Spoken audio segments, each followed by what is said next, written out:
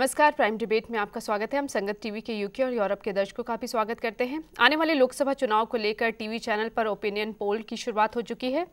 Opinion poll की माने तो देश की सियासत करवट ले रही है, लेकिन सवाल ये भी है कि क्या इन ओपिनियन पोल पर भरोसा किया जा सकता है और ये सर्वेक्षण आखिर कितना असर डालते हैं जनता पर। चुनावी सर्वेक्षणों को लेकर पार्टियों के बीच जंग तेज हो गई है। कांग्रेस ने इन सर्वेक्षणों पर पाबंदी लगाने की मांग की है, जबकि आम आदमी पार्टी ने कहा है कि बीजेपी उसके खिलाफ साजिश रच रही है। चुनावी रुझानों के सर्वेक्षणों में कथित हेराफेरी के चलते उन पर प्रतिबंध लगाने की कांग्रेस की मांग का विरोध करते हुए बीजेपी ने कहा है कि सत्तारूढ़ दल हर उस शख्स के मुंह पर टेप लगाना चाहता है जो उसके पक्ष में नहीं है। दरअसल एक टीवी चैनल ने दावा किया था कि उसके द्वारा किए गए एक स्टिंग ऑपरेशन में ये दिखाया गया है कि चुनाव के पहले सर्वेक्षण करने वाली कुछ एजेंसियां पैसे लेकर अपने नतीजों में फेरबदल करने को इच्छुक हैं। चैनल का दावा है कि उसके स्टिंग ऑपरेशन ने चुनाव सर्वेक्षण करने वाली 11 एजेंसियों को बेनकाब किया है। आम आदमी पार्टी ने भी चुनावी सर्वेक्षणों को अपने खिलाफ साजिश बताते हुए इनकी जांच की मांग की है। हालांकि आप सर्वेक्षणों के खिलाफ नहीं है, लेकिन पार्टी नेता अरविंद केजरीवाल ने एक प्रेस कॉन्फ्रेंस कर कहा है कि एनबीए को इस स्टिंग की जाँच करनी चाहिए। इस खुलासे के बाद कांग्रेस ने चुनाव आयोग का दरवाजा खटखटाकर ऐसी धांधली करने वाली एजेंसियों के खिलाफ एफआईआर दर्ज कराने और उन्हें प्रतिबंधित करने की मांग की है। पिछले कुछ वक्त से आ रहे अधिकतर चुनावी सर्वेक्षणों में कांग्रेस के मुकाबले बीजेपी को बड़ी बढ़त दिखाई जा रही है। चुनावी सर्वेक्षणों का सच क्या है, कितना इस पर भरोसा किया जा सकता है और क्या इन पर पाबंदी लगनी चाहिए, इसी पर चर्चा करेंगे। हमारे साथ आज स्टूडियो में मौजूद हैं हरियाणा के चुनाव आयुक्त धर्मवीर जी, तमाम चुनावी सर्वेक्षणों में हिस्सा ले चुके प्रोफेसर आशुतोष कुमार भी हमारे साथ हैं, साथ ही समाजशास्त्री और आम आदमी पार्टी के नेता प्रोफेसर मनजीत सिंह भी हमारे साथ हैं। प्रोफेसर आशुतोष, आप तमाम चुनावी सर्वेक्षणों में हिस्सा ले चुके हैं, आपको लगता है कि अब इन पर भरोसा किया जा सकता है जिस तरह से सवाल उठ रहे हैं? देखिए, अभी जो सवाल उठ रहे हैं ये कोई नए सवाल नहीं है, हमेशा से सवाल एक उठते रहे। हमारी जो परंपरा ये रही है कि जिस पार्टी को चुनावी बढ़त दिखाते हैं वो पार्टी तो चुनावी सर्वेक्षण की कवायद करती है, और जिस पार्टी को पीछे दिखाया जाता है वो पार्टी इसको एक इंटरटेनमेंट या एक तमाशा या आप कहें कि एक बिकी हुई व्यवस्था बताती है।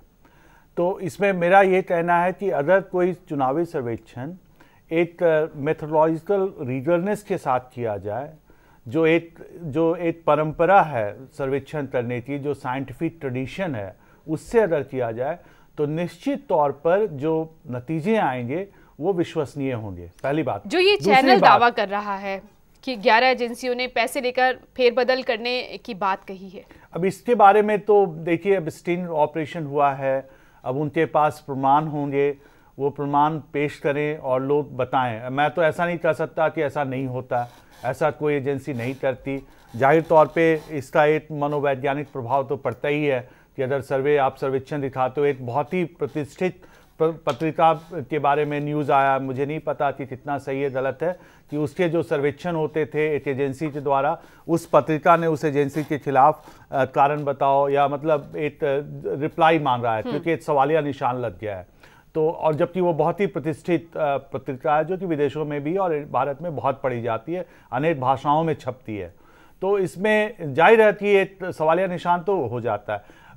एक दूसरी बात मैं ये कहना चाहूंगा कि चुनावी सर्वेक्षण को हम बड़े ही संकीर्ण तरीके से देखते हैं। हम देखते हैं कि चुनावी सर्वेक्षण में बस हमारा मीडिया का, माफ कीजिएगा, मीडिया का नजरिया यही रहता है किस पार्टी को बढ़त मिल रही है, किस पार्टी को बढ़त नहीं मिल रही है। चुनावी सर्वेक्षण में जैसे मैं CSDS के लिए सर्वे करवाता हूं, जैसा आपने बताया, तो हमने 2009 में 51 क्वेश्चंस पूछे थे। उसमें एक सवाल ये था कि आपने किस पार्टी को वोट दिया, पोस्ट पोल था हमारा।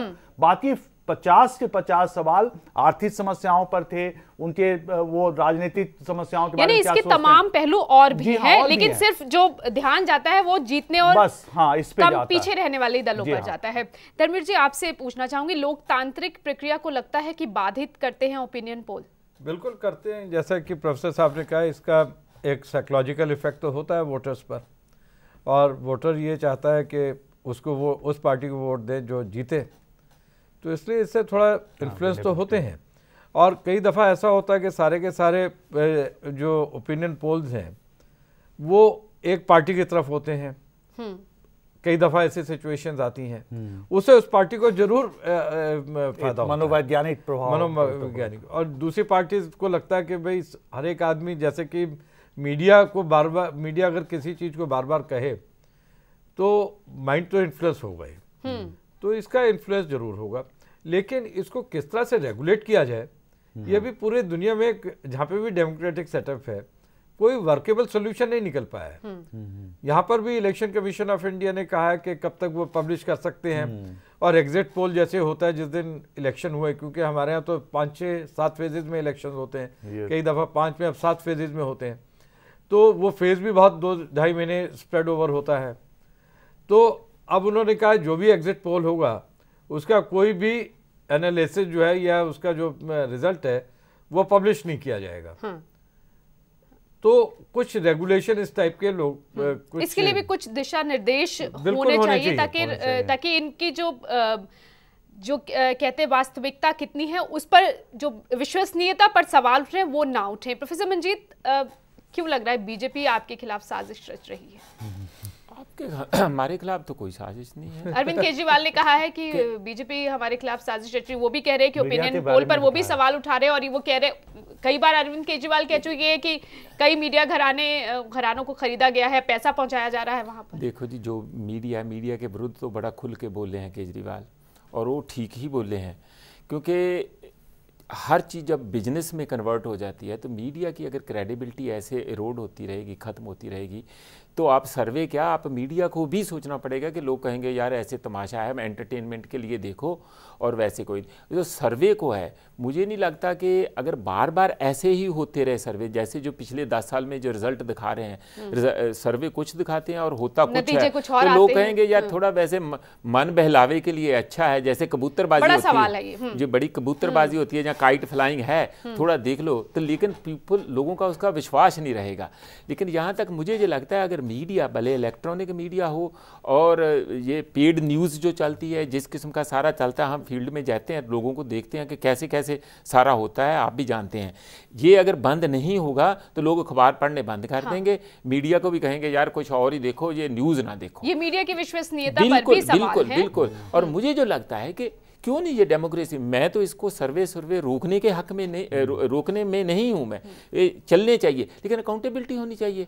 अब जिसने गलत रिजल्ट दिए उसको बाद में इलेक्शन कमीशन फाइन क्यों नहीं करता है? अभी तो आपने लोगों की गलत ओपिनियन स्वे की, और they should be question and fine. So next time पर उनका बैन हो जाना चाहिए कि आपने पिछली बार इतना लोगों को गलत धोखा दिया, आपने आपके सर्वे जा तो हमें प्रूव करो कि इस टाइम अच्छे निकलेंगे, पिछली बार से क्या इंप्रूवमेंट किया, पिछली बार आपकी रिसर्च मेथोडोलॉजी क्या थी, ये क्यों गलत निकले, they owe this explanation to the election हो सकता है। जैसे प्रोफेसर मंजीत कह रहे हैं कि जो सर्वे करने वाली एजेंसियां हैं उन पर इस तरह से नकेल कसी जा सके कि अगर नतीजे गलत होते हैं तो उन्हें बाद में उन पर या जुर्माना लगे या कुछ इस तरह से हो। देखिए, इस समय कोई कानून नहीं है जो कि ओपिनियन पोल या एग्जिट पोल को रेगुलेट करते हों, उनकी मेथोडोलॉजी को रेगुलेट करते हों। तो डिफरेंट एजेंसीज, अब आप देख रहे हैं कि 15 साल पहले 2-3 एजेंसीज करती थी, अब 8-9 करने लगी हैं। तमाम एजेंसियां हैं, बहुत एजेंसीज हैं, हर एक चैनल अपनी कर रहा है, और चैनल्स की संख्या भी बढ़ गई है। तो यहाँ पे कोई रेगुलेशन नहीं है, और जब तक रेगुलेशन नहीं होगा तो आप किसी को भी बहुत गलत साबित नहीं कर सकेंगे, क्योंकि वो कहता है मेरे हिसाब से ये मेथोडोलॉजी ठीक है, एक दूसरा एक्सपर्ट होगा वो कहेगा कि मेरी ठीक है। Multiple methodology, there are too many methodologies. लेकिन और दूसरी बात ये है कि डेटा कलेक्शन ही सब कुछ नहीं है, किस तरह से डेटा को एनालाइज किया जाता है, किस तरह से उसको इंटरप्रेट किया जा सकता है, इन्वेस्टिगेटर कितना ट्रेंड था, बहुत चीजें हैं, उसकी अपनी एक्सपर्टाइज कितनी है। अब एक ही चीज को देखने के कई नजरिए हैं, स्टैटिस्टिकल एनालिसिस करने के भी बहुत रास्ते हैं, तो इसलिए it is very complicated issue. इसके ऊपर गाइडलाइंस बननी चाहिए, या एक कायदा, एक कानून बनना चाहिए। पाबंदी लगाने के पक्ष में आप नहीं? मैं समझता पाबंदी तो लगनी नहीं चाहिए, क्योंकि इससे जो है एक सोर्स ऑफ क्रिटिकल इंफॉर्मेशन जो सोसाइटी को मिल सकती है, वो बंद हो जाएगी। इस तरह से तो मीडिया को भी बंद करना पड़ेगा। अगर मीडिया भी इन्फ्लुएंस करता है लोगों के व्यूज़ को, आप कोई भी डिबेट करते हैं और उस पे से कुछ जो इश्यूज सामने आते हैं और जो ओपिनियन वहाँ पे दी जाती हैं उसे जनता को कुछ ना कुछ तो प्रभावित करता ही है। तो हर एक एनालिसिस, चाहे वो स्टैटिस्टिकल हो या नॉन स्टैटिस्टिकल हो या डिबेट हो, उसका एक फ़ायदा यह है कि इससे जनता में या एक ग्रुप में सोचने के लिए लोगों को प्रेरित हो। और जो एजेंसियां कर रही हैं या जो भी मीडिया हाउस है और जो उनसे अपेक्षा की जाती है कि वो निष्पक्ष हो और जवाबदेही हो उनकी। प्रोफेसर आशुतोष, एक सवाल प्रोफेसर मंजीत ने उठाया कि अब इसको तो लाइटली लिया जाएगा कि ठीक है ओपिनियन पोल है, देख लो, एंटरटेनमेंट है। हाँ, सही बात है कि अगर जिस तरह से जितने तेजी के साथ और जितने जैसा सर ने कहा कि इतने चैनल्स हैं, हर एक चैनल अपने टीआरपी को बढ़ाने के लिए, तो फिर कहाँ जा रहे हैं चुनावी सर्वेक्षण, कहाँ जा रहे हैं? नहीं, तो इसमें दो बातें मुझे कहनी है। एक तो देखिए ना कि जैसे आप कौन सा मेथड यूज करते हैं। जैसे आम आदमी पार्टी ने किया था, जो मुझे आम आदमी पार्टी से मेरा दिल्ली में विधानसभा चुनाव के दौरान, तो उन्होंने आम आदमी पार्टी के योजन जी ने बताया कि देखिए ये हमारी मेथोलॉजी है, तो एक ट्रांसपेरेंसी भी होनी चाहिए। उसमें आपने कितने इंटरव्यूज किए, वो कितना रिप्रेजेंटेटिव सैंपल जो था, प्रक्रिया इस्तेमाल कर रहे हैं, प्रक्रिया बताएं, और आपने जिनका वोटर किया वो क्या मिरर इमेज है सोसाइटी के। उन्होंने इंटरव्यू में आपने कितना वक्त दिया, जैसा सर कह रहे हैं कि वो आपके जो इन्वेस्टिगेटर थे रिस्पोंडेंट के पास गए, कितना टाइम लगाया उन्होंने, है ना। और फिर सबसे बड़ी बात मुझे, मैं एक ऐसे जो कि मैं 2002 से सर्वेक्षण करवा रहा हूँ, मुझे ये चीज़ पे बड़ी तकलीफ होती है कि सारा जो आप सर्वेक्षण करवाते हैं उसका निचोड़ ये होता है, उसकी जो परीक्षा होती है, जो अग्नि परीक्षा होती है, वो ये होती है कि आपने जो वो सवाल का जवाब क्या लाया, कि किस पार्टी को कितना वोट मिल रहा है, हाँ, कि कितने फीसदी, अगर वहां पे आप गलत हो गए वोट मिला और कितनी सीटें किसके खाते में गई, फिर तो आपका सारा सर्वेक्षण पूरा करता है। देखिए, हाँ, अल्टीमेटली ये भी सवाल है कि आगे किस तरह से ये सामने लाया जा सकता है कि कितने फीसदी वोट कहाँ जा रहे हैं और सीटें कितनी जा रही है, और अगर सीटें जा रही है तो किसके सीट में कौन है, फिर ये भी सामने आए। मुझे यूनिवर्सिटी में हमेशा ही हाँ जी कौन सा अकाली दल आगे जा रहा है, कांग्रेस जा रहा है, आजीब की सारा सर्वेक्षण बस इसी पे था। जैसे खाने की कोई भोजन बनता है, उसमें क्या चीज डल रही है उससे लोगों को दिलचस्पी नहीं है। पककर जो तैयार आया है और खाने में स्वादिष्ट तो है, लोग ये जानना चाहेंगे कि सर्वे हुआ कौन सी पार्टी को कितने सीटें मिलने की उम्मीद है। इकोनॉमिक पॉलिसीज के बारे में क्या सोच रहे हैं, फॉरेन पॉलिसी उस पे नहीं। लोग भी ये देखना चाहते हैं कि कौन आगे जा रहा है। जी हाँ, बिल्कुल, वो ये ही देखना चाहते हैं, बस वही देखना चाहते हैं। वो ये नहीं देखना चाहते न्यू इकोनॉमिक पॉलिसीज के बारे में क्या सोच रहे हैं, फॉरेन पॉलिसी के बारे में क्या सोच रहे हैं, न्यूक्लियर पॉलिसी के बारे में सोच रहे हैं। आशुतोष, वो उनका इलेक्शन सर्वे का ये मतलब नहीं है। आपके देखो, हमारे पार्टी ने भी सर्वे कराया दिल्ली में। नहीं, वो तो करवाएंगे।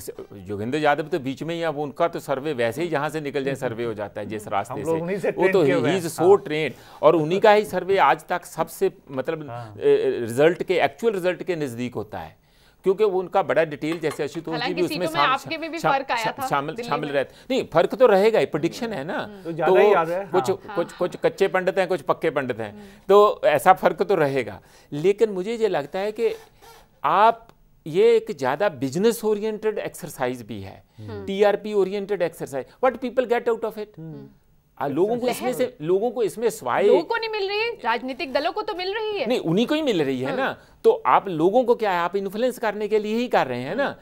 असल में तो उनकी जो रियल सेंस में अगर तो ये साथ हो कि ये सर्वे आया है, लोगों को कैसे वोट डालना चाहिए, किसको वोट डालना चाहिए, वो डिस्कशन का तो फिर भी उनका एक पॉलिटिकल कॉन्शियसनेस, जो उनकी अवेयरनेस उनकी उसमें शामिल होता है, कौन राजनीतिक दल जनता के लिए क्या कर सकता कर रहा है। लेकिन ये तो बिल्कुल पब्लिक जो ओपिनियन है उसको स्वे करने के लिए अगर मैनिपुलेटेड हो, तो मेरा ख्याल है कि वो लोग कल्परेट हैं।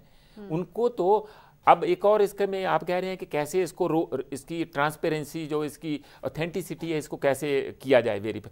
उसका मुझे ये लगता है कि जो मेथड होता है, कितने लोगों का लिया, जो रॉ डाटा होता है, जैसे सेंसस का रॉ डाटा होता है, इनका सारा रॉ डाटा है जो है इसके पास जाना चाहिए, है ना, इलेक्शन कमीशन के पास, इंटरनेट पे जाना चाहिए, सार्वजनिक किया जाता है। इलेक्शन कमीशन क्या इंटरनेट पे डाले, कोई भी देख सकता है, बिल्कुल। और उसमें से कोई भी 5% सैंपल लेके वेरीफाई कर पाए, ऑर्डिनरी सिटीजन भी, कि इन्होंने वाकई उस आदमी ने हो सकता है बीजेपी को वोट डाली हो और इन्होंने उसी आदमी की वोट किसी दूसरे को। तो जो सर्वेक्षण में सवाल यही उठाए गए हैं कि पैसे लेकर फेरबदल करने की बात नहीं है, कुछ वोट इधर ज्यादा दिखाए गए हैं। मनजीत जी ने 2 सवाल उठाए, ट्रांसपेरेंसी एंड अकाउंटेबिलिटी, ये इंश्योर होना चाहिए, पारदर्शिता और जवाबदेही, ये कैसे आएगी सर्वेक्षण में, इस पर चर्चा करेंगे। बात हो रही थी प्रोफेसर आशुतोष, जवाबदेही और पारदर्शिता कैसे लाया जाए।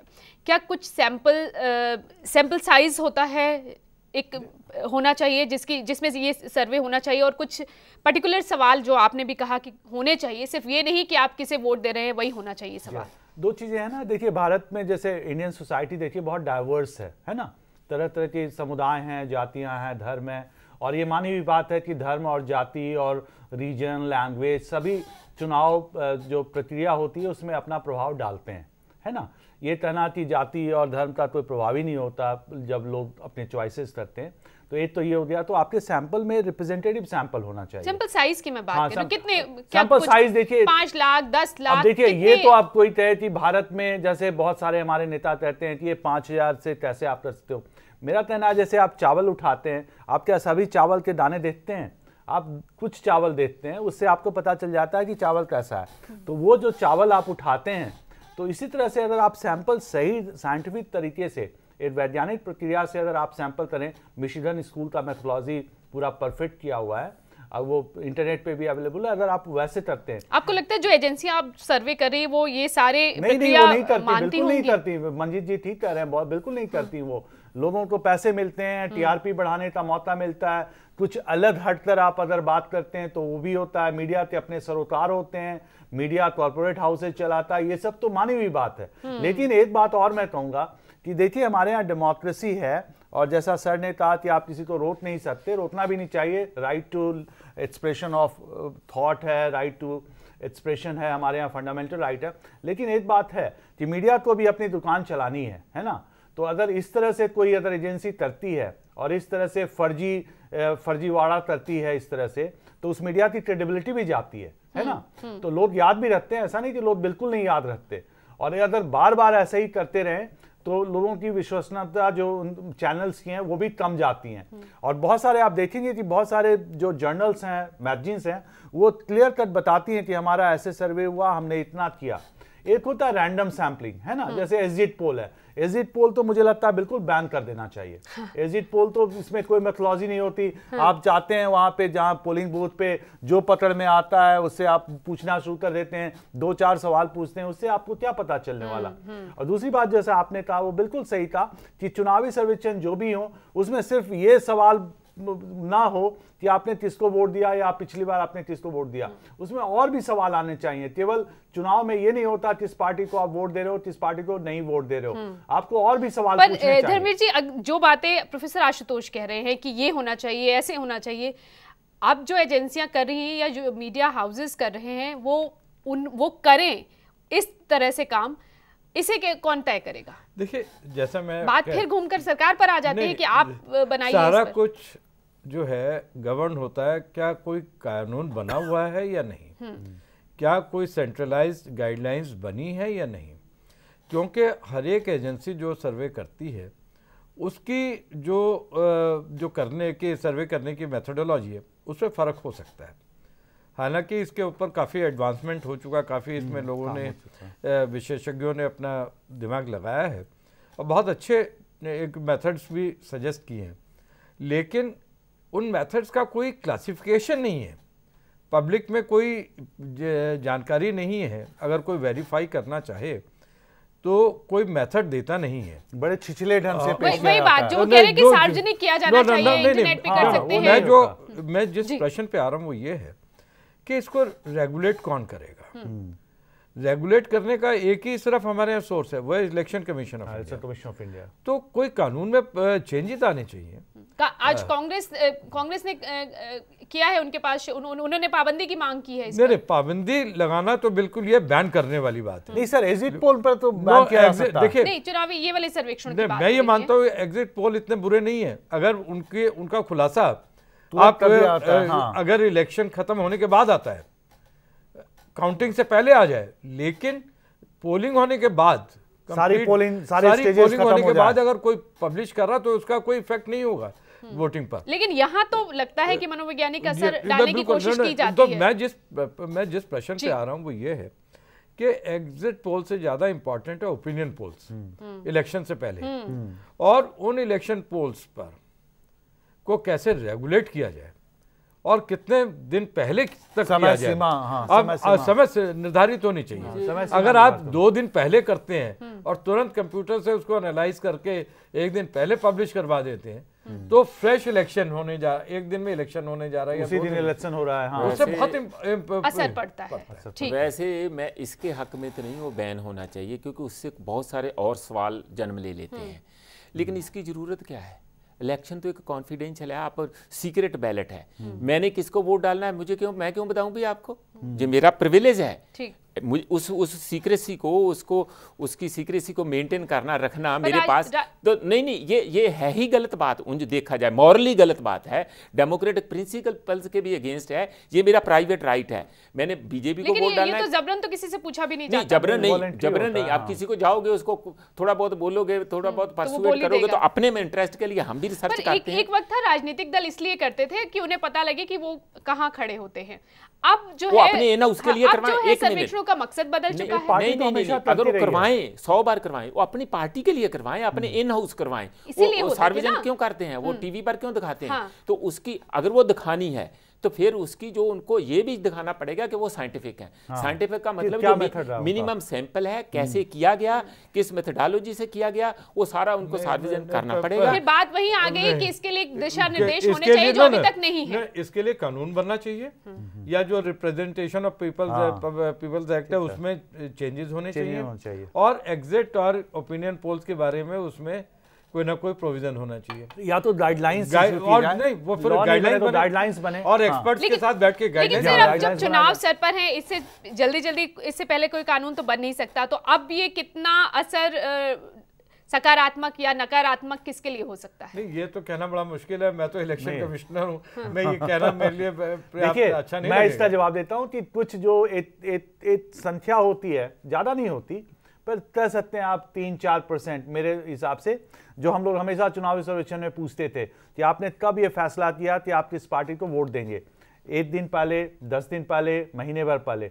तो ज्यादातर वोटर जो हैं वो पहले ही डिसीजन ले लेते हैं, कमिटेड वोटर होते हैं, पर फेंस सीटर्स भी होते हैं, है ना, जो वो में रहते हैं, उन पर असर पड़ता है इन चुनावी सर्वेक्षणों का कि अच्छा उन पर जैसा ज्यादा सीटें जा रही है तो यही चले जाते हैं। शायद वो विनेबिलिटी फैक्टर तो एक रहती है ना, जैसे दिल्ली में कहा गया आम आदमी पार्टी के बारे में, तो यही आरोप है ना कि यही बनाने की कोशिश की जा रही है, हवा बनाने की कोशिश की जा रही है। यहाँ एक हवा बनाई जाती है, थोड़ा बहुत असर पड़ता है पर बहुत ज्यादा असर नहीं पड़ता। ये आप नहीं कह सकते कि आप चुनावी सर्वेक्षण में ये फर्जीवाड़ा करके आप चुनाव जीतेंगे। असर से भी आप जैसे नए दल हैं उन्हें नुकसान पहुंच सकता है, बहुत पहुंचाने की कोशिश करते हैं। लेकिन आप ये जो एक्सपोजर होता है, पंजाबी में ये कहते हैं कि जो काठ की हंडिया एक ही बार चढ़ती है, जहां 2-3 बार चढ़ जाएगी, अगर थोड़ा थल्ला मजबूत है तो अगर बार बार ये बदमाशी करेंगे, लोगों को मिसलीड करेंगे, उनको धोखा देंगे, तो लोगों का बिल्कुल ही उनका पर्पस ही लूज हो जाएगा। तो इसलिए इनको लेकिन उससे पहले नुकसान कितना हो जाएगा? नहीं, लोग तो बार बार देख रहे हैं कि ये कर ही रहे हैं। आप ऐसा नहीं करें, नहीं ज्यादा नुकसान नहीं होता। 2-3% बहुत होता है। 2-3% स्वे कर जाना तो पूरी की पूरी जीत हार का पूरा तय हो जाता है उसमें। तो ये है तो गलत बात। लेकिन मुझे जो लगता है कि पब्लिक को भी इससे बचना चाहिए कि जो ऐसा ऊपर नीचे दिखाते रहते हैं कि ये भी एक साइड है, सारी एक्सरसाइज की एक पहलू है और वो एंड नहीं है। उसकी रियलिटी को उनको गोखना पड़ेगा, उनको अपना उसको तय तक पहुंचना पड़ेगा, उसका कहाँ तक असलियत क्या है। लेकिन ये भी सवाल है ना कि एक निजी इंसान क्या सोचकर इन ओपिनियन पोल पर भरोसा करता है, कोई भी एक वोट डालने से देखो जो मिडिल क्लास है ना वो तो बाई ओपिनियन स्वे होती है, जो वर्किंग क्लास है वो इतना जल्दी स्वे नहीं होती। सर आपको क्या तो मेरा ये लगता है ऐसा है कि अगर आप टीवीज को और न्यूज़पेपर्स के रीडरशिप को देखें, ये बहुत पर्सनलाइज्ड होता है। मैं किसी चैनल को ज़्यादा देखता हूँ, कोई दूसरा व्यक्ति किसी और चैनल को देखता है, मैं किसी अखबार को ज़्यादा तवज्जो देता हूँ। उसमें जो भी छपता है उससे मैं इन्फ्लुएंस जरूर हूँगा, थोड़ा बहुत तो हूँगा, unless I am educated, rational, I am impartial. जैसे सरदार साहब ने कहा कि बहुत ऐसे लोग होते हैं कि मन से वोट डालते हैं, एनालाइज करते हैं किसको वोट डालना है। बहुत सारे जो है वो हवा के साथ बहते हैं और बार बार अगर वही खबर पढ़ने को मिले, तो इसलिए मैं ये कतई मैं मानने को तैयार नहीं हूँ कि इसका कोई इन्फ्लुएंस नहीं होता। इसका इन्फ्लुएंस होता है, सीमित प्रभाव, और उस स्थिति में ज़्यादा होता है जबकि सबके सब चैनल एक ही दिशा में जा रहे होते हैं। हाँ, ये भी बड़ा सवाल। तो बड़ा ही आखिरकार meaningful जिम्मेदारी फिर comment है। घूम फिर कर आवाम की बन जाती है कि वो अपनी आंखें खुली रखे और ये देखे कि कौन सही कौन गलत है। अवाम की तो आंखें खुली है, पर उनके सामने सही असलियत और दिखानी थोड़ा पड़ेगी। मीडिया भी सोचे इस बारे में, अपनी जिम्मेदारी को बिल्कुल, समझे, मीडिया भी अपनी जिम्मेदारी समझे, Yeah. है ना, उनकी भी सामाजिक प्रतिबद्धता है, उसको वो समझें। लेकिन अब जब आरोप ही अब आम पर आदमी पर पार्टी पर खुलकर मैं ये लगा रही पर है ये भी मीडिया मैं पे। मानता हूँ, इलेक्शन होने से पहले इस पे ज्यादा चर्चा होती है, जी, लेकिन इलेक्शन के जो 5 साल की अवधि है उसमें तब तमाम दिशा निर्देश भी बन सकते हैं, जी हाँ। कानून भी बन सकते हैं, लेकिन तब इसकी कोई बात कोई नहीं बात करता। सही बात लेकिन है। जब जिस राजनीतिक दल को खतरा होता है अपने लिए, वो मांग करने लगता है कि इस पर पाबंदी लगा दो। नहीं, इलेक्शन कमीशन ने कहा था जी पाबंदी लगे, उन्होंने कहा था रेगुलेट किया जाए, लेकिन उस पर सरकार ने कोई उसने काम नहीं नहीं किया। अब माना, कांग्रेस हाँ। खुद गई है अब चुनाव जब आयोग इनकी- के पास। हाँ, तो मैं ये मानता हूं कि ये कोई भी चीज जिसको हम करना चाहते हैं, आज करना चाहते हैं, उसे छोड़ना नहीं चाहिए। जो सही है उसे जरूर करना चाहिए। तो जिम्मेदारी अब सरकार की बनती चाहे है। वो ऑर्डिनेंस निकालना हो, जिम्मेदारी हाँ। ऑर्डिनेंस निकालना भी इतना आसान नहीं होता है, क्योंकि इस पे बड़े इसके it is not a very scientific issue as yet. इसको कैसे रेगुलेट किया जाए, इस पे बहुत सोचने की इस जरूरत पर है। आखिरकार जिम्मेदारी सरकार की बनती है कि वो वक्त से पहले नहीं, चुनाव मुझे से लगता है पहले इस पर इलेक्शन जागे और कमीशन की कुछ जिम्मेदारी ठोस ज्यादा काम बनती है। करे। इलेक्शन कमीशन को ज्यादा एक्टिविस्ट होना चाहिए। There is no provision in the act. Sir आप मांगिए ना। आप मांगिए सर, आपकी क्रेडिबिलिटी है। जी। No no, I am saying कि साहब आप कानून में रह के ही कुछ कह सकते हैं। नहीं, आप कानून मांगिए। नहीं, लोग इलेक्शन कमीशन आप ने पर लिखा trust है, है। एक बात सुनिए, इलेक्शन कमीशन ऑफ इंडिया ने लिखा है हाँ जी। कि इस पे कोई ना कोई रेगुलेशन बनना चाहिए। लेकिन हुआ नहीं उस पर कोई काम। और बहुत पॉलिटिकल पार्टी समय समय पे कहती नहीं, लेकिन कभी इसके ऊपर गंभीरता से सोचा चर्चा नहीं हुई या कोई कभी विचार पार्लियामेंट में डिबेट गंभीरता नहीं से हुई। नहीं, सिब्बल ने कहा कि नहीं करेंगे हम, पहले सिब्बल ने कहा था लॉ नहीं मिनिस्टर के करेंगे। तौर पे। हाँ। अब वो उनके- हवा कुछ और चल रही है, अब हाँ, कुछ और मांगे। शुक्रिया आप सभी का इस चर्चा में शामिल होने के लिए। चुनाव से पहले सर्वेक्षण शुरू हो जाते हैं, कई बार ये सर्वेक्षण गलत भी साबित हुए हैं, फिर भी इनमें दिलचस्पी रखने वालों की कमी नहीं है। हालांकि ये भी सच है कि मतदाता का मन कब पलट जाए कोई नहीं जानता। नमस्कार। खबरों की दुनिया में आइए, हमारे साथ कहीं भी और कभी भी जुड़िए। हम मिलेंगे फेसबुक पर, हम दिखेंगे यूट्यूब पर, हमें फॉलो कीजिए ट्विटर पर। खबरों के साथ बने रहिए रात दिन।